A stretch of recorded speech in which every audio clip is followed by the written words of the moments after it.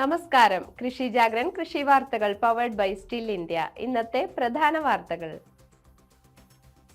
കുറഞ്ഞ കൃഷിയിടത്തിൽ കൂടുതൽ വിളവ് നേടുന്ന ബ്രസീലിയൻ കൃഷിരീതി രാജ്യത്ത് പരീക്ഷിക്കാനുള്ള തയ്യാറെടുപ്പിൽ കേന്ദ്ര കൃഷി മന്ത്രാലയം. കേരള കർഷക തൊഴിലാളി ക്ഷേമനിധി ബോർഡിൽ നിന്ന് അംഗങ്ങൾക്ക് തടസ്സമില്ലാതെ ആനുകൂല്യങ്ങൾ ലഭിക്കുന്നതിനായി വിവരങ്ങൾ ഹാജരാക്കണമെന്ന് അറിയിപ്പ്. സംസ്ഥാനത്ത് ശക്തമായ മഴ തുടരുമെന്ന് കേന്ദ്ര കാലാവസ്ഥാ വകുപ്പിന്റെ മുന്നറിയിപ്പ്. വിവിധ ജില്ലകളിൽ മഴ മുന്നറിയിപ്പും ഉയർന്ന താപനില മുന്നറിയിപ്പും.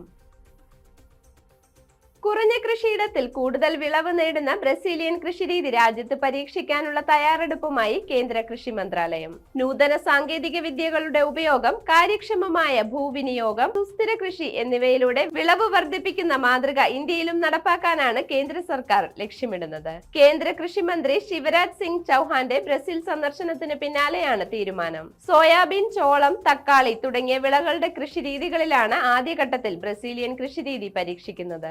മണ്ണിന്റെ ആരോഗ്യം വർദ്ധിപ്പിക്കുക, ജലസേചനത്തിൽ ശാസ്ത്രീയ മാർഗങ്ങൾ സ്വീകരിക്കുക, വളപ്രയോഗത്തിനായി GPS സംവിധാനങ്ങളോട് കൂടിയ ഉപകരണങ്ങൾ, ഡ്രോണുകൾ എന്നിവ ഉപയോഗിക്കുക, ഉപഗ്രഹ ചിത്രങ്ങൾ ഉപയോഗിച്ച് കൃഷി വിലയിരുത്തുക തുടങ്ങിയ മാർഗങ്ങളാണ് ബ്രസീലിൽ കൃഷിയിൽ അവലംബിച്ചു വരുന്നത്.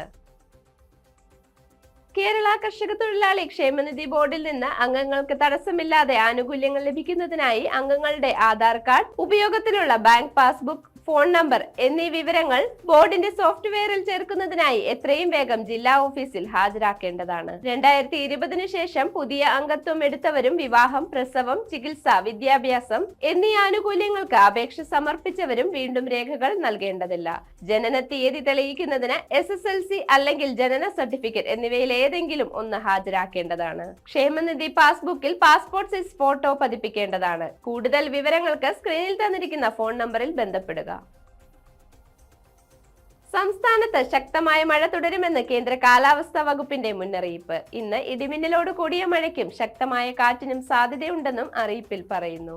ഇന്ന് വയനാട്, കണ്ണൂർ ജില്ലകളിൽ യെല്ലോ അലർട്ടാണ് നിലനിൽക്കുന്നത്. ഒറ്റപ്പെട്ട ശക്തമായ മഴയ്ക്കുള്ള സാധ്യതയാണ് പ്രവചിക്കപ്പെട്ടിരിക്കുന്നത്. കൂടാതെ ഒറ്റപ്പെട്ട ഇടങ്ങളിൽ ഇടിമിന്നലോട് കൂടിയ മഴയ്ക്കും മണിക്കൂറിൽ 30 മുതൽ 40 കിലോമീറ്റർ വരെ വേഗതയിൽ ശക്തമായ കാറ്റിനും സാധ്യതയും പ്രവചിക്കപ്പെട്ടിട്ടുണ്ട്.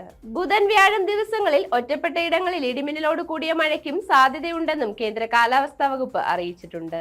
അതേസമയം പകൽ താപനില ഉയർന്നു തന്നെ തുടരും. പാലക്കാട് ജില്ലയിൽ ഉയർന്ന താപനില 38 ഡിഗ്രി സെൽഷ്യസ് വരെയും, കോഴിക്കോട്, കണ്ണൂർ ജില്ലകളിൽ 37 ഡിഗ്രി സെൽഷ്യസ് വരെയും, കൊല്ലം, എറണാകുളം, തൃശൂർ, മലപ്പുറം, കാസർഗോഡ് ജില്ലകളിൽ 36 ഡിഗ്രി സെൽഷ്യസ് വരെയും ഉയരാൻ സാധ്യതയുണ്ടെന്നും കേന്ദ്ര കാലാവസ്ഥാ വകുപ്പിന്റെ മുന്നറിയിപ്പിൽ പറയുന്നു.